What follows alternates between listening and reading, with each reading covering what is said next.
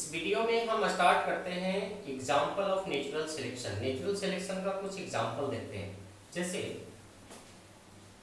यहाँ पे example of natural selection. अभी आपको बताया था नेचुरल सिलेक्शन का मतलब क्या होता है ना। नेचुरल सिलेक्शन का मतलब ये है कि नेचर में कोई ऑर्गेनिज्म अगर इजीली रिप्रोड्यूस कर रहा है, यंग वंस को प्रोड्यूस कर पा रहा है और वो सरवाइव भी कर पा रहा है, आराम से उसको खाना पीना सब चीज मिल रहा है, आराम से वो सरवाइव कर रहा है और इजीली रिप्रोड्यूस कर रहा है, तो हम कहेंगे कि उसका नेचुरल सिलेक्शन हुआ है या उसको नेचर ने सिलेक्ट किया है। क्लियर है? तो इसका हम एक एग्जाम्पल देखते हैं। वो है एग्जाम्पल हमारा इंडस्ट्रियल मिलेनिज्म,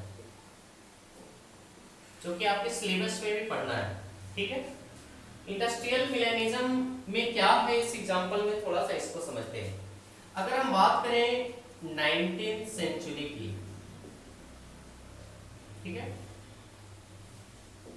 हम ये एग्जांपल आपको इंग्लैंड का दिखा रहे हैं जहां पर 19th सेंचुरी में इंडस्ट्रियल ग्रोथ नहीं हुआ था, उतनी इंडस्ट्री नहीं थी। बात समझ में आ रही है? जब इंडस्ट्रियल ग्रोथ नहीं था तो पॉल्यूशन भी कम था, क्योंकि आप जानते हैं कि इंडस्ट्री की वजह से बहुत ज्यादा पॉल्यूशन पहुंच होता है। तो इंडस्ट्रियल ग्रोथ ना रहने की वजह से क्या था, लेस पॉल्यूशन, या पॉल्यूशन जो था बिल्कुल भी नहीं के बराबर था, बहुत कम था। समझ में आ रहा है? तो जब पॉल्यूशन कम होता है तो एक ऑर्गेनिज्म, सॉरी वो ऑर्गेनिज्म नहीं है, वो एक सिम्बायोटिक एसोसिएशन है अलगी और फंगी के बीच, जिसे हम क्या कहते हैं, लाइकेन, है ना। तो लेस पॉल्यूशन की वजह से क्या हुआ, लाइकेन ग्रोज इन प्लेंटी, मतलब लाइकेन बहुत ज्यादा मात्रा में ग्रो करते हैं। लाइकेन क्या है आपको पता है ना, ये सिम्बायोटिक एसोसिएशन है, किसका, symbiotic association of fungi and algae. ये अलगी और फंगी का सिम्बायोटिक एसोसिएशन है। सिम्बायोटिक एसोसिएशन का मतलब क्या होता है, जहां दो डिफरेंट टाइप्स के ऑर्गेनिज्म एक दूसरे के साथ मिलकर रहते हैं और दोनों एक दूसरे से बेनिफिटेड होते हैं, मतलब दोनों को एक दूसरे से फायदा होता है, तब हम ऐसे रिलेशन को कहते हैं सिम्बायोटिक एसोसिएशन। अब दोनों को फायदा क्या है भाई, अलगी फोटोसिंथेसिस करके फूड बना सकता है और फंगी मिनरल्स को अब्सॉर्ब कर सकता है। ठीक है, तो यहाँ पे फंगी क्या करता है, न्यूट्रिएंट मिनरल प्रोवाइड करता है अलगी को, और अलगी क्या करता है, फोटोसिंथेसिस से फूड बना के इसको देता है। तो इस तरीके से दोनों एक दूसरे के साथ रहते हैं। जब पॉल्यूशन कम होता है तो ये लाइकेन बहुत तेजी से ग्रो करता है। ठीक है, और ये किस कलर का है, ये ग्रे कलर का है। किस कलर का है, ग्रे कलर का। अब समझिए, जब लाइकेन तेजी से ग्रो करता है बॉडीज, वाटर बॉडीज में या फिर बार्क के ऊपर, ट्री के ऊपर, तो वहां पर जब ये ग्रे कलर का लाइकेन बहुत तेजी से ग्रो करेगा, है ना, तो क्या होगा, यहाँ पर जो मॉथ, मॉथ क्या होता है,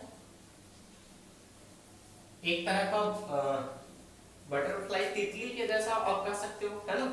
तो मॉथ का जो ये है, उसका कलर जो था वो ग्रे कलर का मॉथ था। ठीक है, किस टाइप का, ग्रे कलर्ड मॉथ। ठीक है, अब देखिए यहाँ पर लाइकेन का कलर भी कैसा है, ग्रे है, और मॉथ का कलर भी कैसा है, ग्रे है। बात समझ में आ रही है? तो इसके ऊपर मॉथ इजिली ग्रो कर सकता है, इसका कलर का पता ही नहीं चलेगा, क्योंकि ग्रे कलर लाइकेन का भी है और ग्रे कलर मॉथ का भी है, तो कलर का कोई पता नहीं चलेगा। ऐसा होने की वजह से कोई अगर प्रीडेटर इसको कंज्यूम करना चाहे, खाना चाहे मॉथ को, तो वो नहीं खा पाएगा, क्योंकि वो आइडेंटिफाई भी नहीं कर पाएगा, पहचान ही नहीं पाएगा उसको, क्योंकि दोनों का कलर बिल्कुल सेम है। जैसे अभी थोड़ी देर इससे पहले वाले वीडियो में आपको इंसेक्ट का एग्जांपल बता रहा था कि जैसे ग्रास हॉपर का कलर जो है वो ग्रीन हो जाता है, तो बर्ड्स उसको आसानी से नहीं चुन पाते, उसको पिक नहीं कर पाते, क्योंकि पहचान ही नहीं पाते, उसका कलर भी लीफ के जैसा हो जाता है।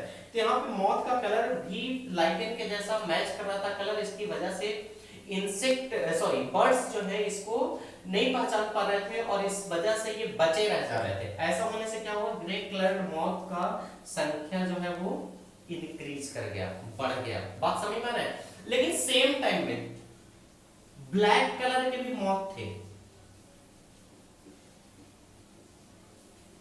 ठीक है, ब्लैक कलर के मॉथ थे, लेकिन इसके साथ क्या हो रहा था कि अब लाइकेन का कलर कैसा है, ग्रे है, और ये मॉथ का कलर कैसा है, ब्लैक है। तो कोई भी बर्ड्स जो है वो आसानी से देखती थी ये ब्लैक कलर है, ये इंसेक्ट है, उसको आराम से पकड़ के खा जाती थी।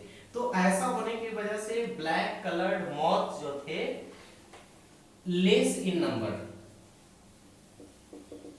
इनका संख्या जो है वो क्या था, बहुत ही कम था, बहुत मिनिमम था। बात समझ में आ रही है, क्यों था आपको पता चला ये। अब देखिए इसके बाद क्या हुआ, इसके बाद जब इंडस्ट्रियलाइजेशन हुआ, ठीक है, क्या हुआ, इंडस्ट्रियलाइजेशन, इंडस्ट्रियलाइजेशन से क्या होगा, इंडस्ट्री बैठेगा, इंडस्ट्री बैठने से क्या होगा, उसमें स्मोक, धुएं वगैरह या दूसरे पॉल्यूटेंट्स निकलेंगे। ऐसा होने से क्या होगा, कलर कैसा हो जाएगा, ब्लैक, ठीक है। तो यहां पे जो है कलर कैसा हो गया है ना, बार बिकेम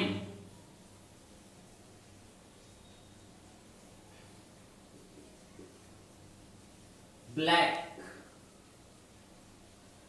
है ना, कलर बार का कैसा हो गया, ब्लैक। और ऐसा होने की वजह से क्या होगा, ऐसा होने की वजह से उसको बर्ड्स इजीली पिक कर लेगा मॉथ को। जैसे बार का कलर ब्लैक हो गया, उसके ऊपर अगर मॉथ ग्रे कलर का बैठा हुआ है तो उसको क्या कर लेगा, बर्ड्स आराम से पकड़ लेगा। समझ में आ रहा है, bark became black, so grey moth easily identified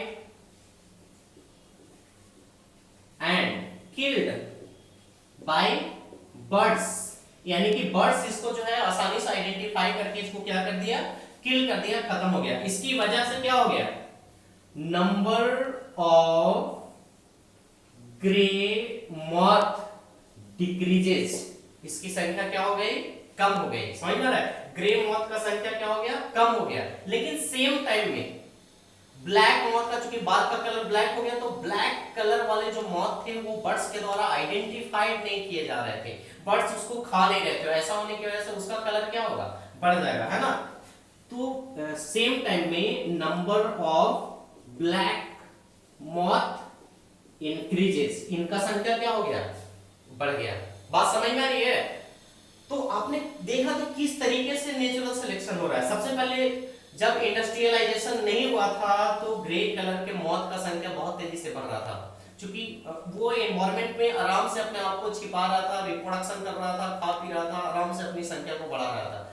natural selection वहां पे किसका था, ग्रे कलर्ड मॉथ का। लेकिन जैसे ही इंडस्ट्रियलाइजेशन हुआ, बार के कलर ब्लैक हो गए, तो उसके ऊपर जो भी ग्रे कलर के मॉथ थे वो आइडेंटिफाइड करके किल कर दिए गए। अब देखिए, अब इसके बाद क्या होता है, इंडस्ट्रियलाइजेशन में एनर्जी के लिए, यहां पर एनर्जी के लिए क्या इस्तेमाल किया जा रहा था, कोयला इस्तेमाल किया जा रहा था। कोयला के इस्तेमाल होने की वजह से इतनी पॉल्यूशन हो रही थी। अब अगर यहीं पे इंडस्ट्रियलाइजेशन में, है ना, सोलर एनर्जी का इस्तेमाल होने लगा, है ना,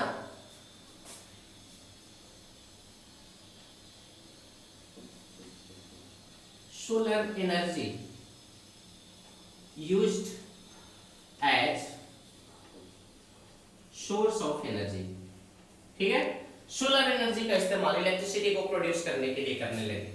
तो ऐसा होने से क्या होगा, वापस से पॉल्यूशन रिड्यूस्ड हो गया, पॉल्यूशन रिड्यूसेस, कम हो गया। जब पॉल्यूशन रिड्यूस हो गया तो फिर से क्या होगा, लाइकेन इंक्रीजेस। जब लाइकेन इंक्रीज होगा और उसका कलर ग्रे है, तो ऐसा होने से number of grey coloured moth increases, इनका संख्या वापस से क्या होता है, बढ़ जाता है। और number of black coloured moth decreases, समझ में आ रहा है? तो इस तरीके से नेचुरल सिलेक्शन हुआ। किसमें? मॉथ में। उसके डिफरेंट कलर के जो मॉथ है ना, जैसे सबसे पहले आपने देखा कि किस तरीके, किस वजह से, आखिर आप समझिए नेचुरल सिलेक्शन का मतलब क्या है। नेचर के अकॉर्डिंग अगर उसमें अडेप्टेशंस है तो वो सरवाइव करेगा, वो ब्रीडिंग करेगा तेजी से, वो मल्टीप्लिकेशन करेगा, अपनी संख्या को तेजी से बढ़ाएगा।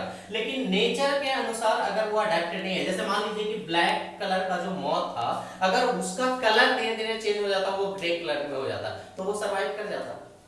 क्लियर? लेकिन उसमें उस तरह के अडेप्टेशंस नहीं आई। लेकिन जिसमें अडेप्टेशंस था उस तरह का, जो उस कलर का था, उसका संख्या कम था, लेकिन नेचर के अनुसार वो मतलब जिस टाइप का कंडीशंस बना उसके अनुसार अगर वो सुटेबल रहा उस कंडीशन के लिए, तो वो सरवाइव करके अपनी संख्या को बढ़ाने लगा तेजी से। समझ रहा है? तो ये आपने देखा बहुत ही अच्छा एग्जांपल नेचुरल सिलेक्शन का।